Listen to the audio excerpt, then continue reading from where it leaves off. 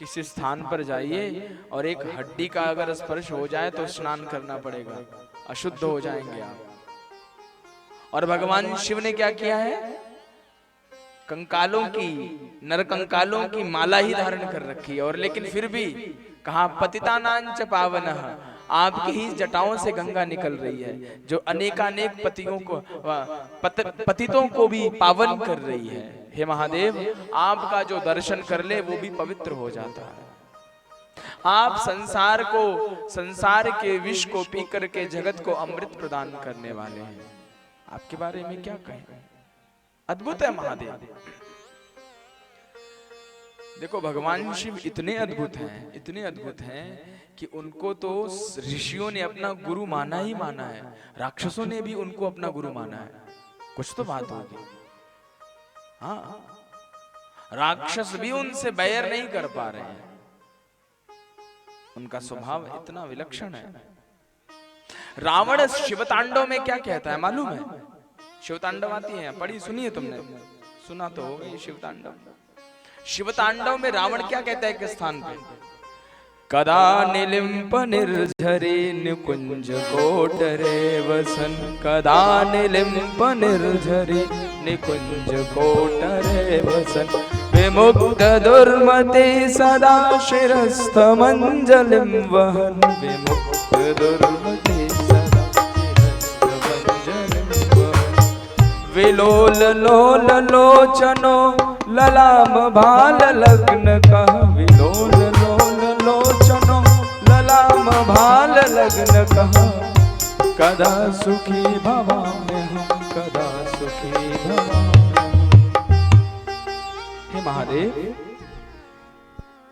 कदा निलिम्प निर्झरी निकुंज कोटरे वसन। रावण कहता है ये बात शिव जी के बारे में कि हे महादेव, वो दिन कब आएगा मेरे जीवन में जब मैं कदा निलिम्प निर्झरी, जब मैं हिमालय की किसी गुफा में बैठ करके और क्या करूंगा, हे महादेव, हे महादेव कह के आपको पुकारूंगा।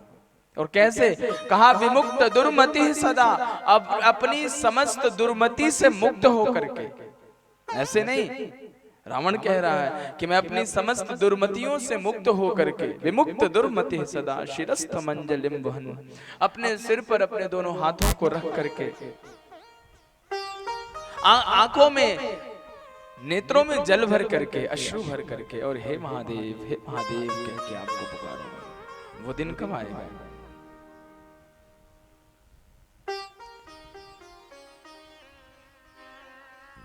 तो ऐसा भाव है। भगवान शिव इतने साधु हैं। देखिए एक बात बताएं, ये मेरा अनुभव है, मेरा व्यक्तिगत अनुभव है। जीव के ऊपर जब तक शिव की कृपा नहीं होती तब तक वो कभी कृष्ण भक्ति नहीं कर पाता, राम जी की भक्ति नहीं कर पाता जीव। जब जीव के ऊपर कृष्ण की, जब जीव के ऊपर महादेव की कृपा होती है तब वो जाके कहीं राम की भक्ति, कृष्ण की भक्ति कर पाता है। इसलिए शिव जी की चर्चा हमने आपसे कल करी।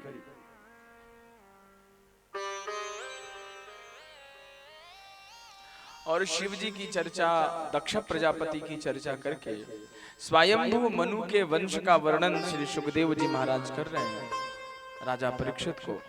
और स्वयंभू मनु के ही वंश में उनके पुत्र राजा उत्तानपाद के चरित्र का वर्णन है। राजा उत्तानपाद के दो रानियां, श्री सुखदेव भगवान परीक्षित को कहते हैं, परीक्षित, राजा उत्तानपाद की दो रानियां सुरुचि और सुनीति। सुरुचि छोटी रानी है और सुनीति बड़ी रानी है। दोनों के एक एक पुत्र हैं। बड़ी रानी के पुत्र का नाम है ध्रुव और छोटी रानी के पुत्र का नाम है उत्तम। राजा छोटी रानी से अधिक प्रेम करते थे। एक दिन राजा उत्तानपाद की गोदी में ध्रुव आकर के बैठ गए और उसी समय छोटी मां ने देखा और कहा उतार दिया राजा उत्तानपाद की गोदी से नीचे। और ध्रुव ने कहा, पिताजी ये क्या कर रही हैं माँ? तो माँ, पिता तो कुछ न बोल सके, उनसे पहले माँ ने जवाब दे दिया, अगर तुझे इनकी गोदी में बैठना है तो भगवान की तपस्या कर और उनसे बोल कि वो तुझे मेरी कोख से पैदा करें, तब तू अपने पिता की गोदी में बैठ सकता है। इस प्रकार के कटु वाक्यों को सुन करके ध्रुव जी का मानो हृदय बिध गया हो। और उसी समय वे अपनी माँ सुनीति के पास आए और कहते हैं, माँ ये भगवान कौन सी बला है? क्या भगवान इतना सर्वशक्तिमान है कि वो मुझे किसी की भी कोख से पैदा कर सकता है, अथवा वो इतना सर्वशक्तिमान है कि वो मुझे अपने पिता की गोदी में बैठा सकता है? इतना सर्वशक्तिमान कैसे हो सकता है? माँ मुझे भगवान के बारे में बताओ। ये भारत का गौरव है साहब, ये भारत के बच्चे हैं, ये भारत का गौरव था। 5 वर्ष का बालक, 5 वर्ष का। इसलिए मैं बार बार कहता हूं, एक बालक में जितनी आध्यात्मिकता की स्थिति हो सकती है उतनी एक बुजुर्ग में नहीं हो सकती, संभव ही नहीं। बालक पूरा का पूरा खाली होता है, उसमें कुछ भी भरा जा सकता है। जितने भी आप पूरे शास्त्रों को उठा करके देख लें, जितने भी वक्ता हैं उनकी आयु छोटी ही है, बड़े आयु की नहीं है। आयु छोटी है लेकिन बुद्धि बड़ी है। हमारे यहां हम लोगों के समाज में उम्र से बड़ा नहीं कहा जाता। हमारे समाज में जिसकी बुद्धि बड़ी है उसे बड़ा कहा जाता है। एज मैटर नहीं करता, एज तो जस्ट एन नंबर है काउंटिंग के लिए। एज मैटर ही नहीं करता। बुद्धि, कितनी विराट बुद्धि है आपकी, ये ज्यादा आवश्यक है। और ध्रुव जी की अवस्था मात्र 5 वर्ष की, और 5 वर्ष की आयु में ध्रुव जी महाराज अपनी माता से कहते हैं कि माँ मुझे भगवान का पता बता। अब माता को पता हो तब तो बताए। माँ कहती है, बच्चे अभी तू सो जा, जब तुम सुबह उठोगे और फिर हम बात करेंगे इस बारे में, और जब सही समय आएगा तो भगवान से मिल लेना। भगवान होता है और वो सर्वशक्तिमान है। नहीं माँ, मुझे भगवान के बारे में जानना है। भगवान क्या है, भगवान कैसा है, मुझे जानना है। माँ को लगा कि बच्चा है, संभल जाएगा, मान जाएगा। तो माँ होती है, उसने आश्वासन देके, सांत्वना देके अपने बच्चे को समझाया। लेकिन ध्रुव जी माने नहीं। मानते कैसे? क्षत्रिय बालक है, क्षत्रिय का रक्त उनके शरीर में प्रवाहित हो रहा है, और एक बात अगर लग गई तो फिर लग गई। और इस बालक की दृढ़ता देखिए, जो बुद्धि कई वर्षों में भी नहीं समझ पाती है, जिसकी खोज में हम कई वर्ष लगा देते हैं और फिर भी निकल नहीं पाते। आदि शंकराचार्य क्या कहते हैं? अंगम गलितम पलितम मुंडम दशन विहीनम जातम तुंडम। आदि शंकराचार्य भगवान लिखते हैं कि मनुष्य की अंगम गलितम, अंग गल गया, पलितम मुंडम, बुद्धि भी नहीं काम कर रही है, बुढ़ापे में बुद्धि कम काम करती है।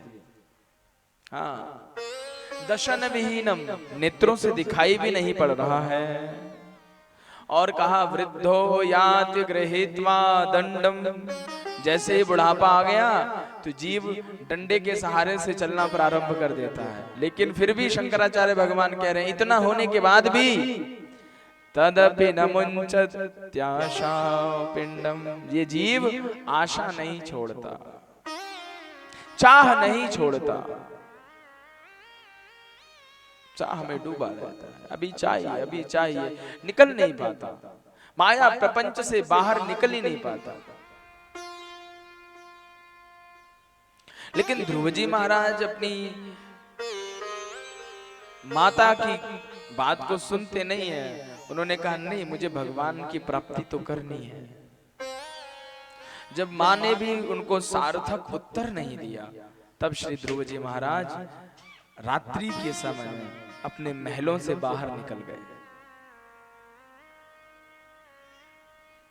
अब कोई रास्ता मालूम नहीं, कहां जाएं, क्या करें, कैसे करें, लेकिन निकले थे सत्य के लिए।